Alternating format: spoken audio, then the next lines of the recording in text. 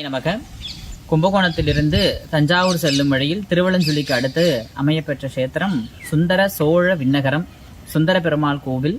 கிராமத்தின் பெயர் அருள்மிகு சவுந்தரவல்லி நாயிகா சமேத சவுந்தரராஜ பெருமாள் என்ற திருநாமத்தில் எம்பெருமான் சேவை சாதிக்கிறார்.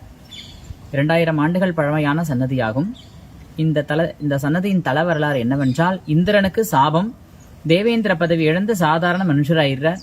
பிராயச்சித்தம் தினமும் வெண்பூஷணி கூஷ்மாண்டக தானம் கொடுக்கணும். இந்த ஊர்ல இருந்து தானம் கொடுக்கிறார், யாரும் வாங்கல.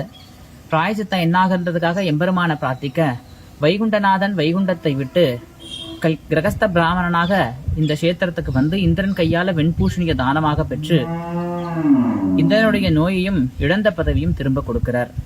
இந்திரனுக்காக இதே இடத்துல பன்னீர் மரத்திற்கடியில் உபயநாச்சியமாரோடு சேவை சாதிக்கிறார்.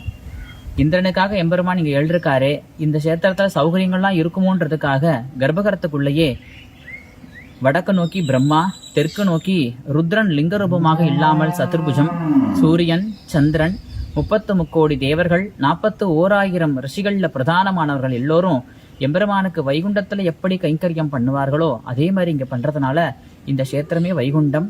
இங்க தனியே சொர்க்கவாசல் பரமபத வாசல் கிடையாது. இழந்த பதவி, இழந்த செல்வத்தை திருப்பி கொடுக்கிற பெருமாள்.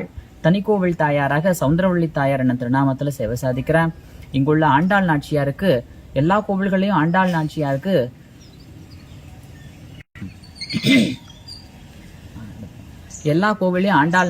இடது பக்கம் தான் தாயாருடைய திருமுடி அலங்காரம் தாயாரோட கொண்டு இருக்கும். நம்ம சன்னதியில மட்டும் வலது பக்கம் மாத்தி சேவை சாதிக்கிறார். அது சிறப்பு வாய்ந்தது.